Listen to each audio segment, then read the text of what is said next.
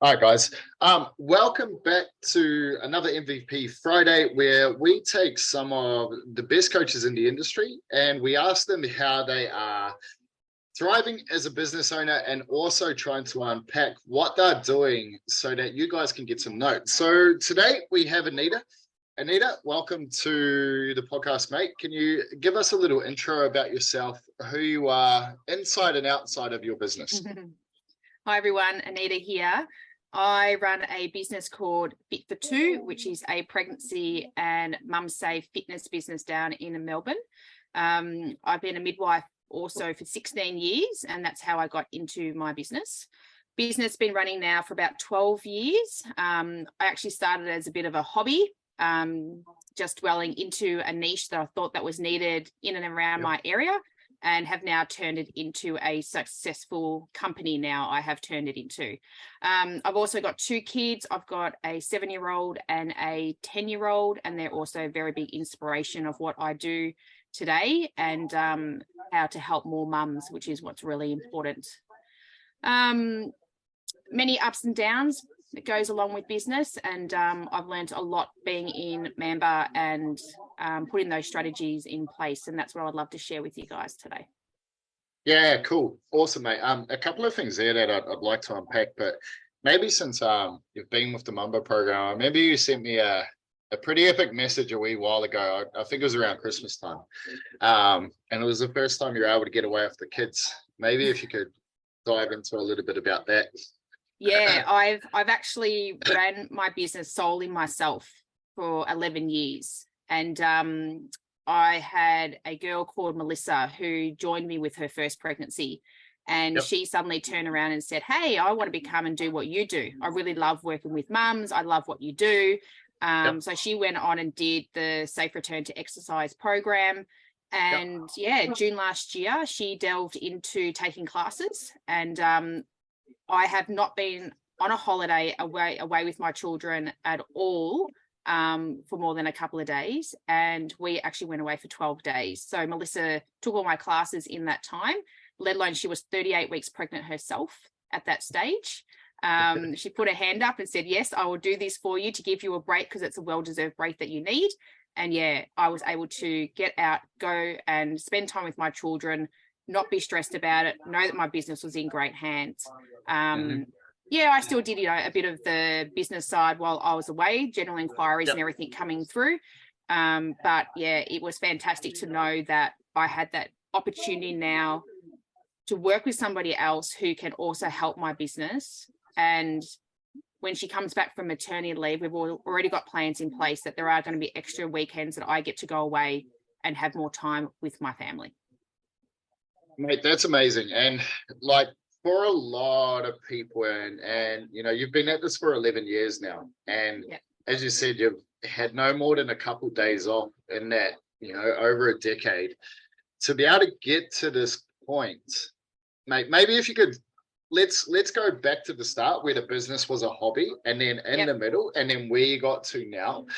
What was each stage of that business looking like? And maybe if we start with getting it off the ground, I guess the probably decade in between to where you are now.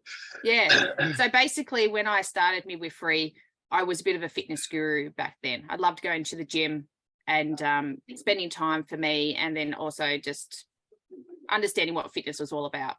And then when I became a midwife, I started to recognize women who were coming in who were quite fit and strong, and how much easier their labor and births were, how quicker their recovery periods were. And it was definitely reducing P&D for a lot of those women, so postnatal depression. From there, I started to look into, well, how can I do something to help women like this? So back then, there was barely no courses out there for pregnancy and postnatal women. The only business that basically existed was called Preggy Bellies, and they were a franchise business. So I had to do their course to get some form of qualification. And from there, I recognized what I didn't want to be. Their business was very much about sitting on a football and bouncing around and not really talking about core strength and understanding how to do upper body strength exercise. It was just a lot of cardio exercise sitting on a ball. And in talk of speaking to physios at that stage, they gave me all the negatives of what they didn't like about that business. And I went and thought, okay, how can I make it completely the opposite? So that's where I delved into doing a lot more strength training with my girls. So you could even call me the safe version of F45 if you really wanted to, because we don't sit around on the mat and do nothing. Like I actually get my girls physically active, doing a lot of weight training, resistance training, balance, core work, Pilates, things like that, like challenging them to what's safe for them, to what they can do, but then also bring it back a notch. So that's what I learned a lot about by watching other programs, and to see that women are actually a lot stronger than what they perceive themselves to be, and they can do a lot more. So that's where I started to do a lot of courses, where as soon as they started to come out with Fitness Australia or the Fitness Network, whoever brought out a new course, I was doing it. I wanted to get my hands onto as many qualifications as possible to be that different person to the general PT who only has that little 1% of information that's taught to them in the fitness course. So I started to build my experience by that. I also, as I went along my track, obviously I had my daughter. So she was born in 2012. So that was only within 2 to 3 years of starting the business. It made me to really understand what pregnancy was really all about at that stage. And then what it was like to be a mum and then start to juggle everything. No joke, I was back at my business within 3 to 4 weeks after having a baby, because I had no one else to look after my business in that time. And as a mother, it's the worst thing that you can do. I'll be really honest about that. It was too much to push. You're mentally and physically exhausted. You're trying to learn about a new baby. Your body's still healing. So anyone who owns a business, I would definitely say, no, that is something you don't do. Like, you've got to put limits in, and you need to get someone else to work with you in that time. So after I had Nico, eventually went back, I felt like with my business, it was very up and down. It was great. It was very pregnancy dominated. I could support those women, not a problem. But then when it came to the mums program, I didn't have enough knowledge. There was not enough courses really out there. But I was also distracted with my own baby at times, bringing that baby to the class, sleep times, all these other things. And I just went, no, I'm going to hack that out for a little period of time until I'm back on track and know where I'm at and how I can look after these women better. I then had my son, who is now 7. And in that time, I hired someone else. So I actually brought in another trainer, taught her how to do safe return to exercise in pregnancy. She stayed with me for 4 months. So I had that good period of time off from the classes to look after me, look after my newborn and my daughter, and then have somebody else doing the training sessions for me. So that was a great insight for me to know that there are other people that I can trust to keep my business active in that period of time. Basically, prior to then, to my son being born, my business was sort of more like just a bit of a hobby to me. I was still working in the hospital, which I still do now, but I was working more hours back then to what I do now. And I always knew that I wanted to make my business to be my main job, and then have my midwifery still running on the side, so I'm in touch with the medical system. So I slowly decreased my hours. I used to work full-time as a midwife and then just run my classes in the evenings. And now I've done the complete switch where I run a business 6 days a week. I have multiple classes in the day, either morning or night, depending on the days. And I only work in the hospital 2 days a week now. So I've totally turned it around. Yeah, that's cool. Yeah. Just on that, Anita, because that's quite it's not a difficult transition, but how did you know that, hey, look, it was time to make that transition into full-time coaching? And did you sort of maybe have like some financial targets or something like that you sort of put in place first? Yeah, when I had Nico, it wasn't too bad. I had a lot of family support to allow me to go back into the hospital and work the hours that I needed to work. And I still obviously just started to increase classes at that time that I could. Obviously, I was spending more time with my daughter being at home as well. So that's where I could facilitate some extra day classes and that in. And honestly, the real crunch came when my son was born. And unfortunately, 6 months after, I found out that my husband had an affair and we had a marriage breakdown. So in that period of time, I was sitting there on maternity leave going, oh my God, what am I going to do? I'm a single parent now.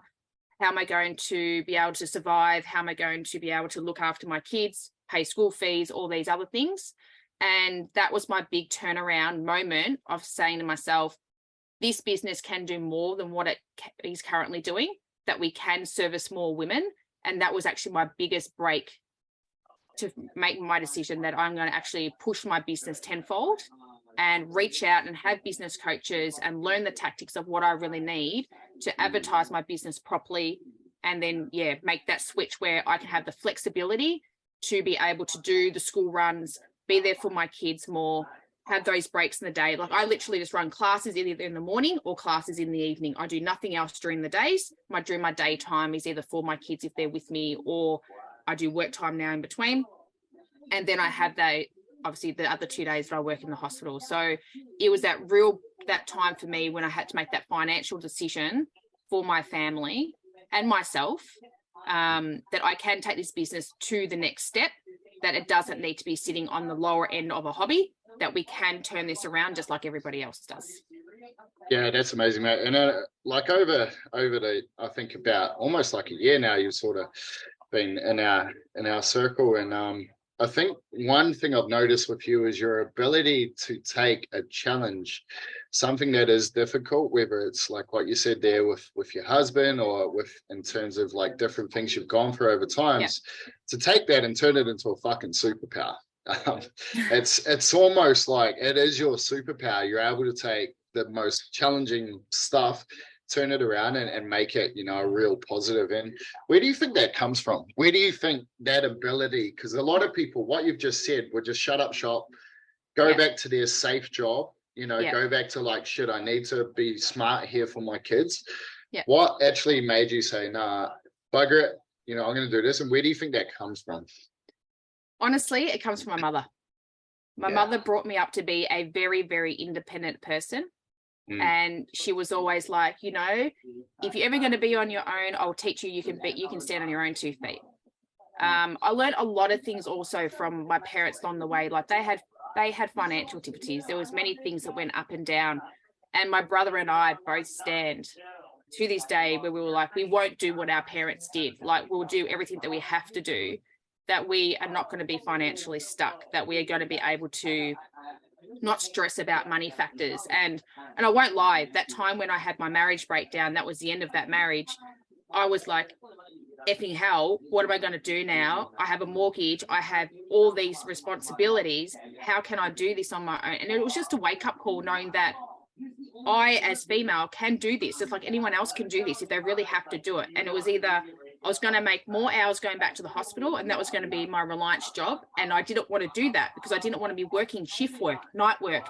Where was my kids going to go? And I thought, no, I can do this. I can put extra classes on. I just have to learn about my advertising skills, put the trust in the system that we can do this and turn it around.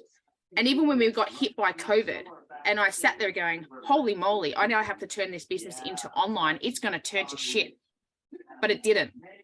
I thought, I had my moments, and then I had a really good friend at the time. I said, no, believe in yourself. Like those girls will stay with you if they want to be with you.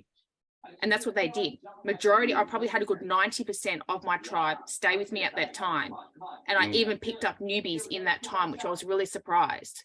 I was watching all these businesses go completely down in that time. And I thought, oh my God, I've got a successful business that I've kept. Yeah, it didn't make the money that it was making previously, but when I came out of it, and that's when I was with you guys, I completely turned around and doubled it, basically. Yeah, it's incredible. It's mate, that's very, very cool. And it's awesome to see that now, and no doubt, like your son, he'll be seeing his mum do what you're doing, and he'll learn from that as well. And just to go to some technical stuff now, notoriously hard niche you've got. Absolutely. mums and babies, you're oh my God, it's the biggest roller coaster that I've ever driven. And I won't lie, it's a headache. A lot of the days is a headache. Like you're dealing with, new inquiries. Their mums can't say it because it's financially bitten them. They're on maternity leave. They've got a lot of different reasons why people throw things at you, or it's emotionally dealing with situations that are happening with your clients.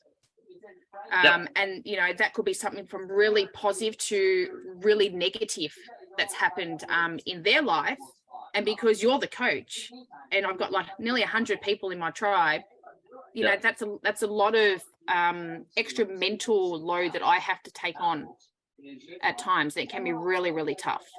Absolutely, mate. And like, it was always something why I, like myself, I had the opportunity to train, pre and postnatal, and it was like why I steered away from it, because I was like, look, from a science perspective, understand, like, I know what's safe, but from that psychological aspect, I'm like, look, it's just not going to be me to do this job. So, and in terms of that, mate, like, probably more just a quick perspective of like, hey, look, they're not in control of their finances. They're essentially, they're on maternity leave.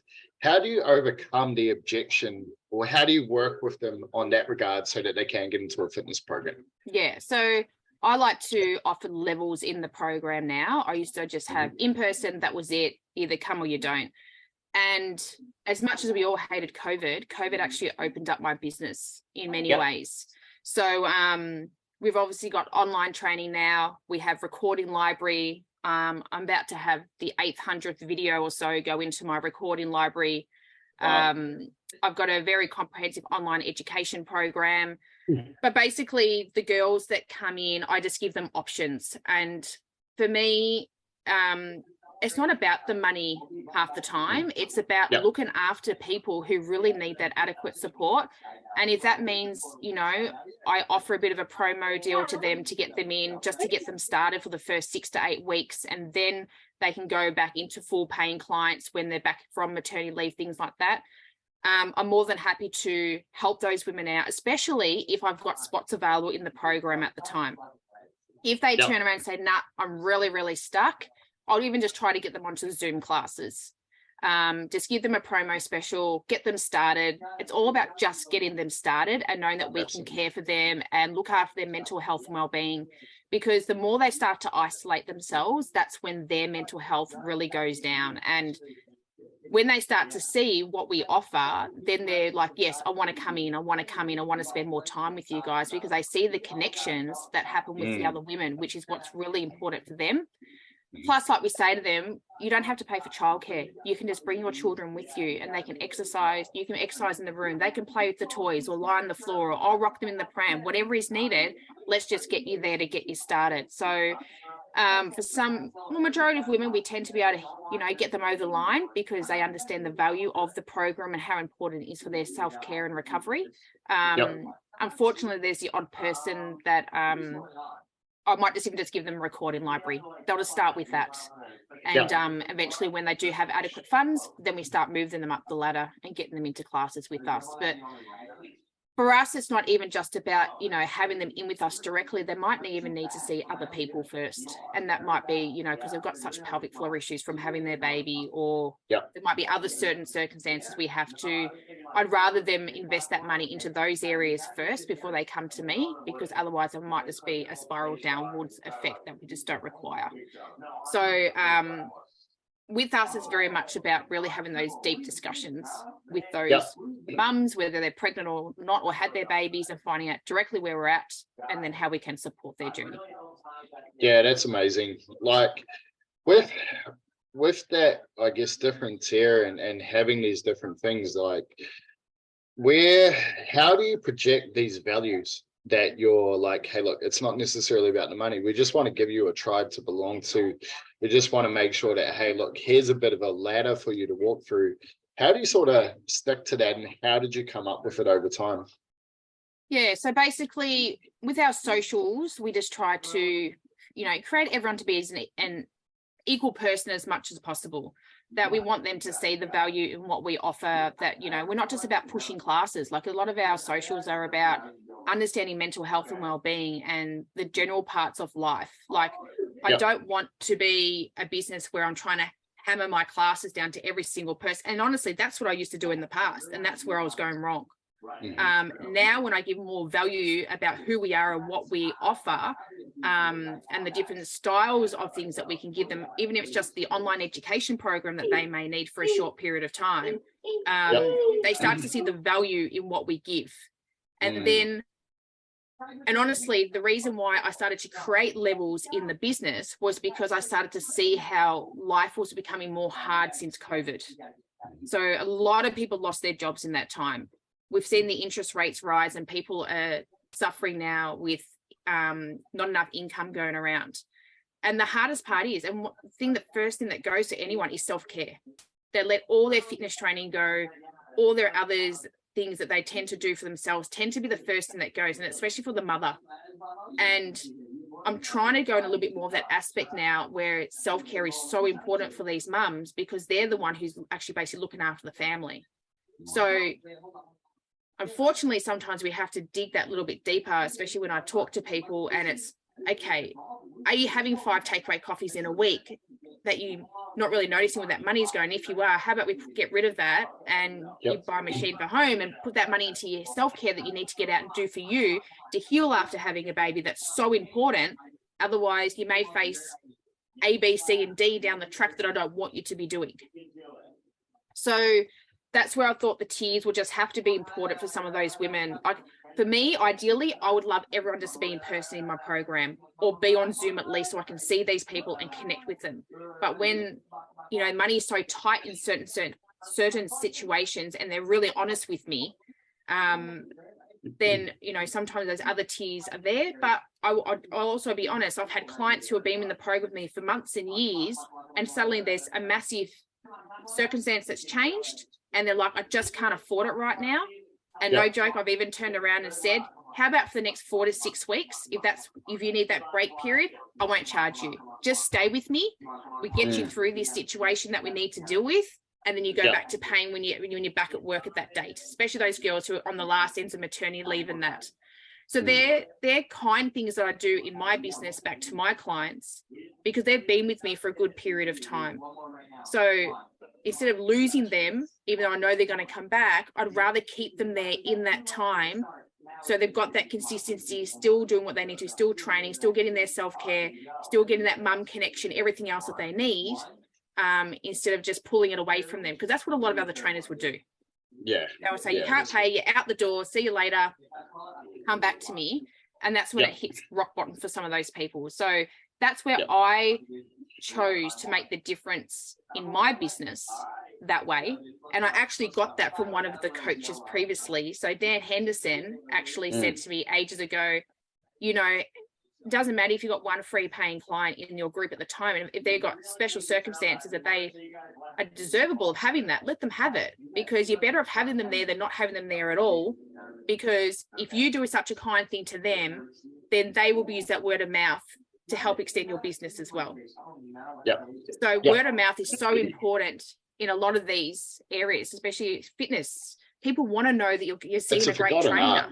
Yeah, it's a forgotten art of just a little bit of love and care for a person. Absolutely. And honestly, what I give to my clients now is what I wish I had when I was having children back then, because I had no one to go to. And then when I did find somebody, no joke, because I ran a business similar to what they did, they found like I was a threat, that I was going to take their clients away, that I was going to copy everything that they were doing. And I'm just like, you're on the other side of the earth to me. There's so many people here that we can all look after. We should not be competition against each other. Like I'm a person who's pregnant or a mum who needs help, who needs to be with somebody else because there's only me and I want to be training with somebody else. Like why are you pushing that away? So, you know, the biggest thing I learned is that women need to support each other. Businesses need to support each other, that we shouldn't be competitive against each other.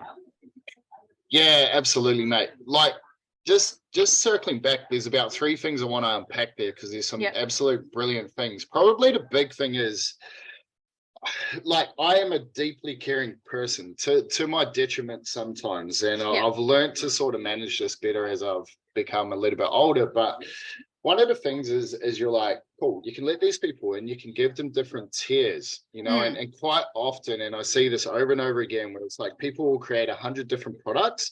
Yeah. It also takes them 100 hours to deliver it. You're one person. As you said before, you don't like to, sacrifice the time with your family. How are you able to deliver this level of service, this level of care with all of these different options without sacrificing everything else in between? Luke? I suppose. And maybe just to help you, Anita, because it's probably a skill set you may not realize you have developed, but how are you able to, I guess, create these products, and what is the work that has been required to make it actually happen? I suppose you always start from the top. You start with what you really need and what you want. So that's where I created my in-person program, and I knew that worked. And I suppose as before COVID, I had no other options. I had an in-person program. It's either you came or you didn't. I had no online education portal. I had nothing. I did learn when I went to Dan Henderson that an education portal was really important. And I also had another trainer, another business coach before that. And they did say you need to create some online education because you need to give people that additional. And I thought, well, it's correct, because where am I going to put this education that I want to give these people that I'm learning, and to make my life easier and not have to answer the 10,000 questions every single time these people are messaging me. I can actually say, just go to the portal, go to the portal, go to the portal now. So I spent many hours creating a conception, pregnancy, recovery program and a motherhood program, many hours. And it's the best thing that I've done now, because now I just add additional education to it as needed. So that has definitely saved many hours in my time now. And I did that while my kids were younger, when they were sleeping technically at nighttime. So I wasn't being interfered during the day. But as I said, from COVID, that is what created the next two tiers of my business. One, Zoom. And back to Dan Henderson again, he said, don't you ever go back to running Zoom again after you're out of COVID. Go back to your in-person classes. Well, I went against him, and I've run a very successful online and in-person program. Not all my classes have Zoom, but a good majority of them do. And it's been a life savior in the fact that when those girls have sick kids, they can still jump on a class on that day if they were supposed to attend, or they do a makeup on a Zoom if they can't get in. Running late home from work, they quickly just jump on Zoom instead of missing their class and not having to rebook all the time. So that flexibility has been massive. That flexibility has been massive. Yep, massive. Yep. Even girls in pregnancy, they're a bit nauseated, vomiting, and they'd rather have the toilet close to them than running to the toilet in the classroom. They'll stay home, do it on Zoom instead. So, I have some days where I might only have 2 on Zoom. I may have 10 on Zoom now. It just depends on the day. Like, I don't regularly book them in. It's a free range for them. They turn up when they want to turn up. And then obviously the recording library. So many people have told me how much the recording library has been so helpful on days that they haven't been able to make a class, sick kids. They can do it when the kids go to bed early in the morning. And that was something they would never expected to have had. I was not the person who was going to sit and design videos. And I did do some of them for the online education program, but my God, when Zoom hit and I had to do COVID and Zoom, well, I just record everything that I do now. And I just keep adding and giving that value into the program there consistently. So realistically, out of COVID, it created 2 extra tiers for me, which has been great. It's been easy to sustain. And it really doesn't take any extra time out of what I do now. Yeah, it's for a lot of people, they don't realize that, do they? They don't understand what their online program is, and they think it's just the same as an in-person program, but it's not at all. It becomes a transfer of value rather than time. Yes, absolutely. And look, I think for fitness personally, I think it needs to be in person. A lot of people need in-person exercise. I'm not a Zoom person myself. I'm not an online person myself. I'm the person who needs to go to the gym. That's what I like. But there are a good handful of people out there who love to just do it from the comfort of their home. But for me, it was also about, hey, I'm a specialist. I now have a recording library.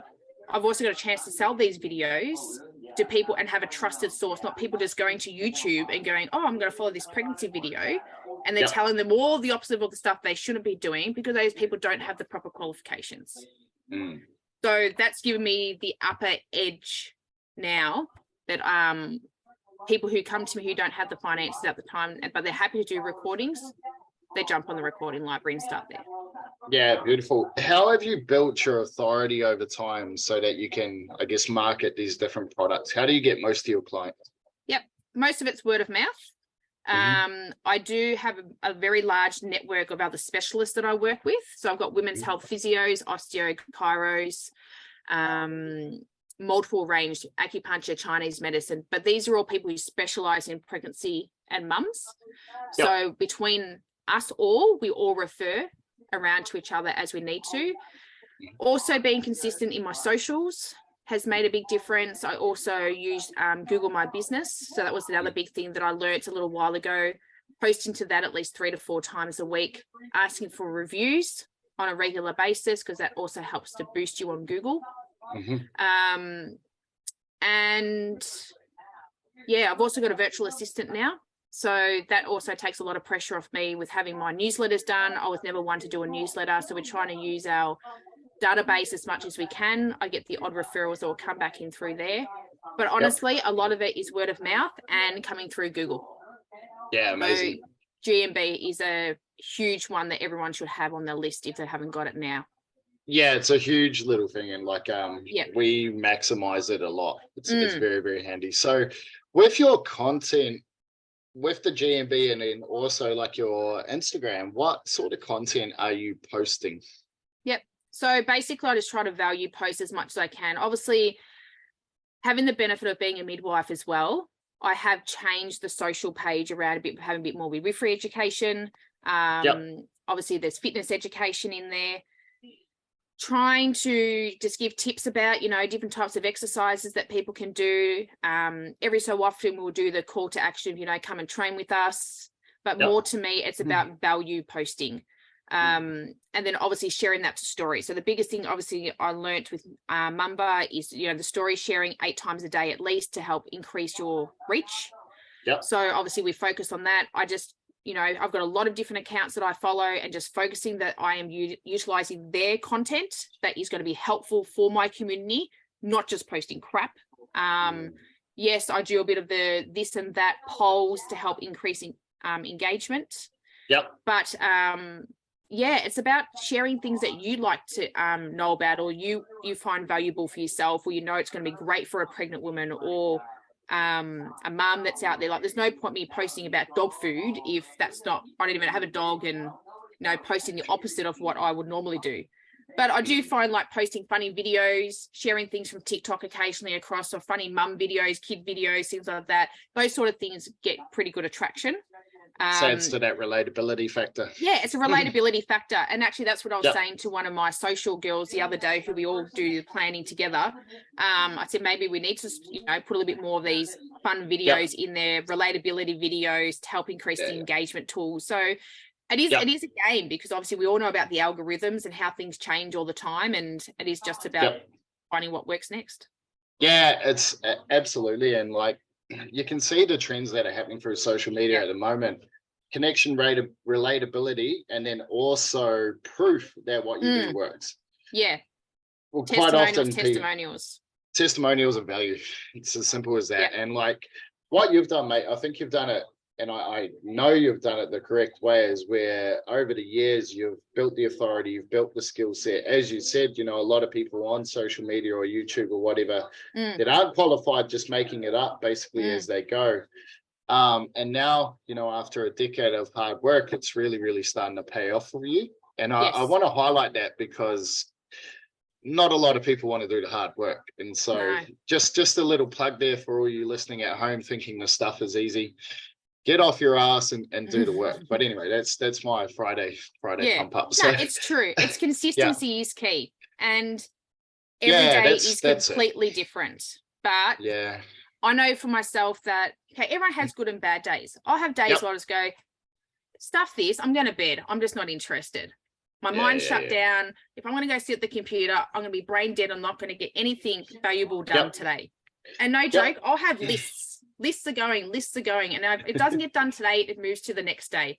But I will make sure that I'm planning, I'm scheduling, I've got time management in, I'm blocking out my points where my classes are, my self-care moments are, certain areas are non-negotiable.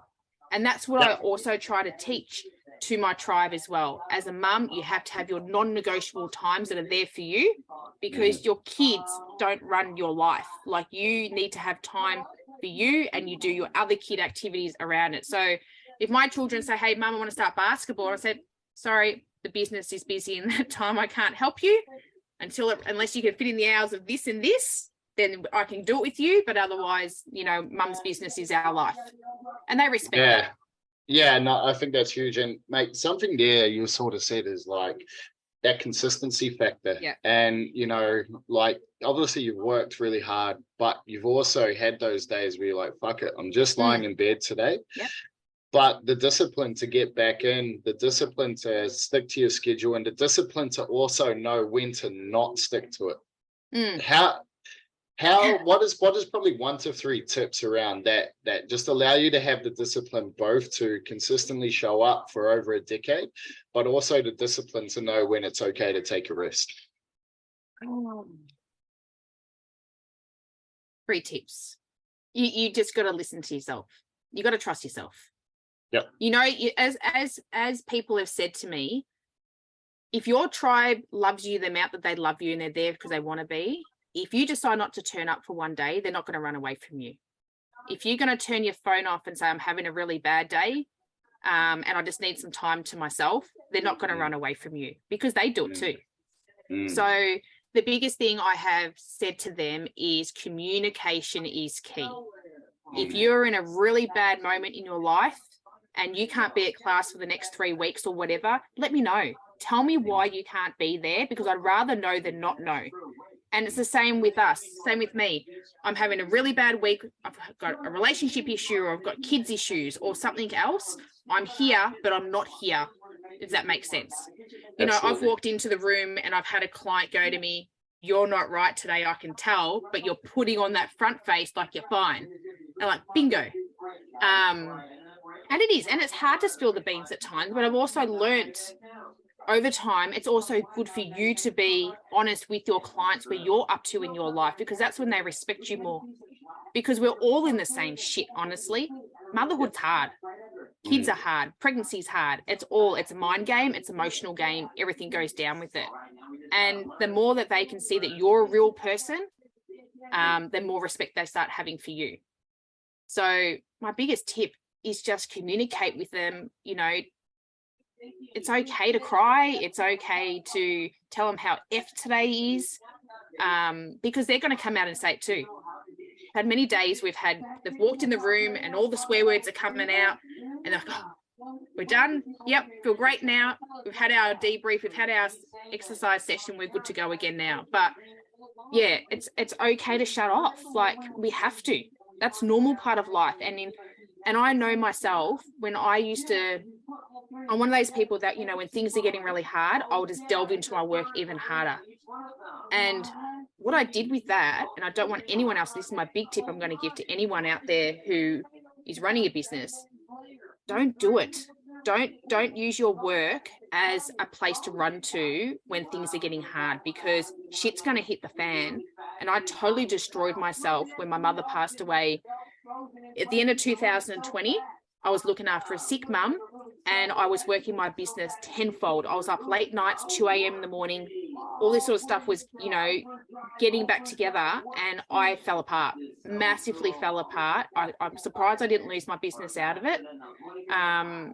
And you've got to learn to step back. And from there, it was the biggest eye-opener to me to realize how important my health was for my children, for me, for my business, everything, that nothing else was going to run if I wasn't well.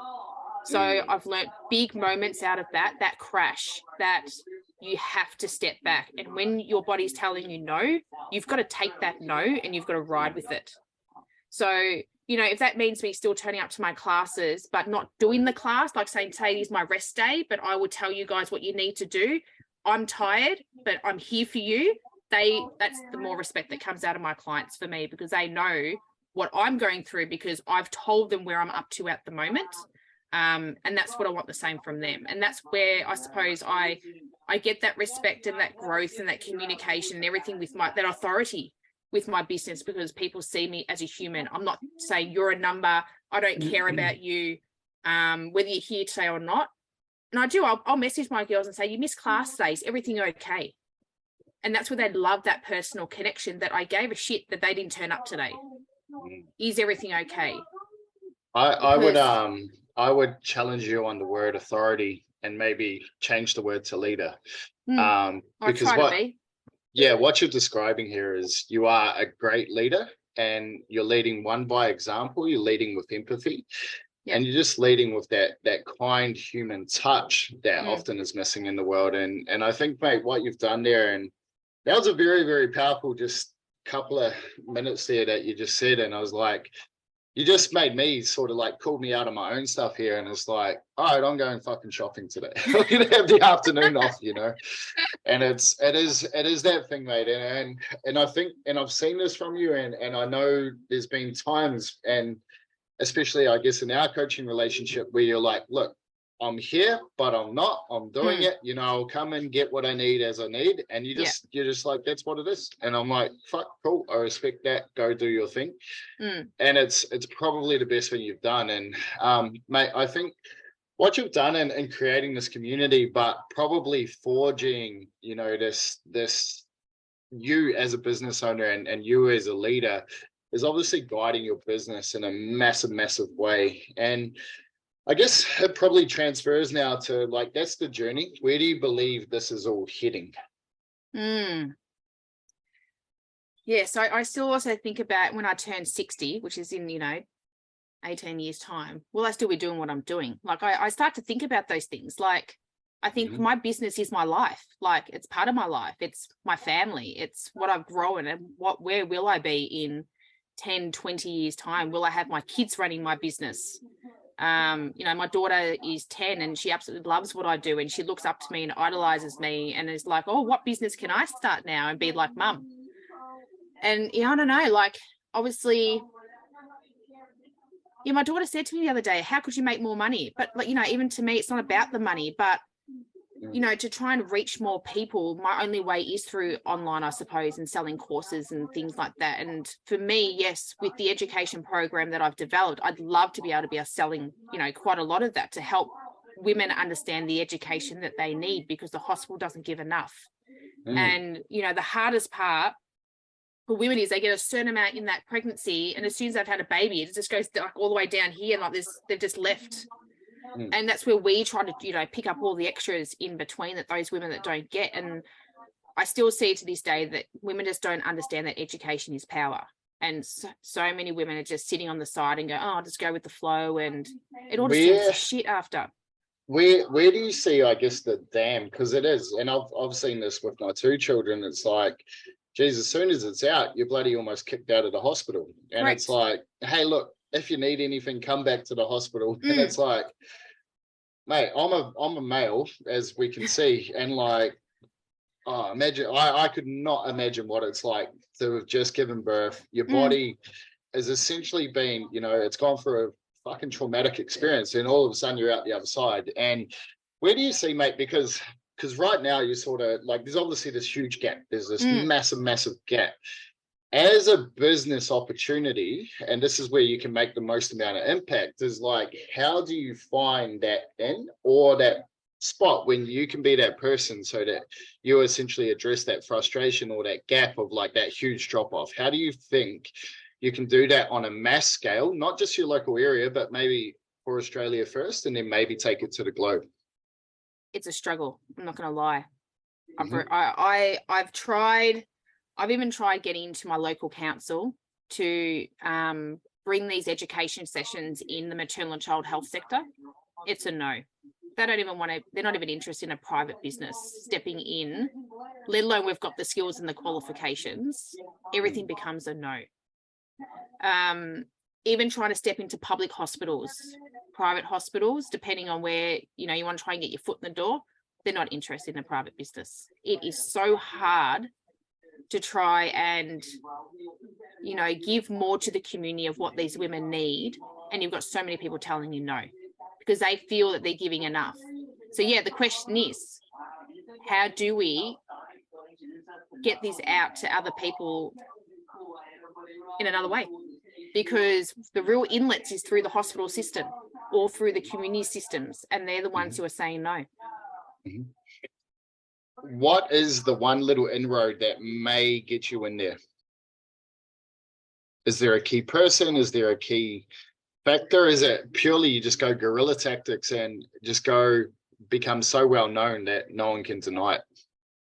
Oh, I'd love to be so well known that nobody can deny it. You know, I'd love to How, be that how person. can you become that person? Sorry, and this is more of a coaching session than a podcast now, but Leah, help. Who do you need to become the go-to person in this niche? Who do I need to become?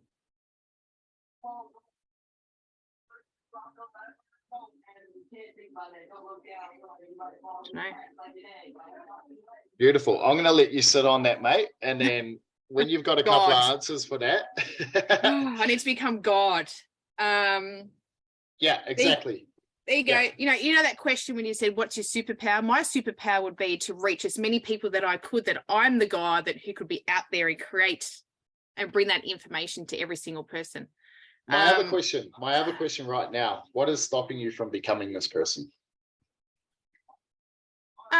It's not about stopping becoming that person. It's about trying to find that inlet, like you say. It's like, where exactly can we tap that hole to be able to, if the hospital system's not going to allow it, the community system's not going to allow it, where is that next inlet? Well, obviously that's controlled by the public sector. So you can't go there. You can't go there. It's not going to happen. But we obviously have this thing called the internet, which is unregulated. You can get in front of as many people as you want. It's going to be a question of, do I believe I'm capable of actually putting this message out into the world and then going and getting the skills that you need to go and do it? And you touched on it at the start of this interview quite often, and this may not be something that you necessarily believe, but just a couple of things I picked up on is like quite often women, we don't believe we're capable of taking that next step. And so right now you're looking at it from a perspective of, hey, look, I have to go through the public sector. But realistically, you've already got the skills, you've already built the authority, you've already got leadership. You just need to amplify this in some format. And then just go over the top of them. Don't go try underneath. Don't go try through the middle. Go over the top and just become. I totally understand. It's, I'd love to, really build that Instagram, your followers to 500,000 plus and all the rest to go with it. So people see you as that true authority. Yeah. And the question is, how much of the push do we need to do to get to that? And what are the levels that we need to go through to get to that? Yeah, keep asking yourself, who do I need to become to make that happen? And it'll show up. There's a lot of hints throughout this, and it's that relatability factor, it's that connection factor, and it's like the education's already there. So how now can we make it more, I guess, edible for the masses, so that this message gets wider and wider and wider. Which you're already starting to do, which is very cool. Yeah, and it's good to see, like, the more people that I start following in different areas, they are starting to talk the way that I talk a little bit. Like, they are understanding that things have to change, that people just can't be doing what they're doing all the time on Instagram, and it's wrong for a lot of women, especially for their mental health. There's just so much negativity out there. Like, they think it's positive, but it's actually quite negative for a lot of the average people. And those people who are not educated are not going to understand that. So, absolutely. Yeah, changing the messaging and the way people display themselves is really important for women's mental health, especially when it comes to childbirth. Incredible, mate. So, mate, final question for today. When you hang up the boots, when you hang up the midwife coat, I don't know, whatever you have as a midwife and as a coach, you're in your 60s, whatever it is, what do they write on the gravestone of your career? What have they said about your career? Oh my God.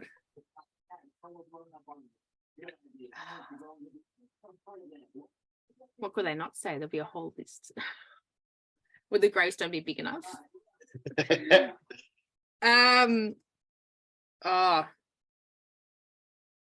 Truly dedicated individual to her tribe, community. Mums are strong. Mums are stronger than they think they are.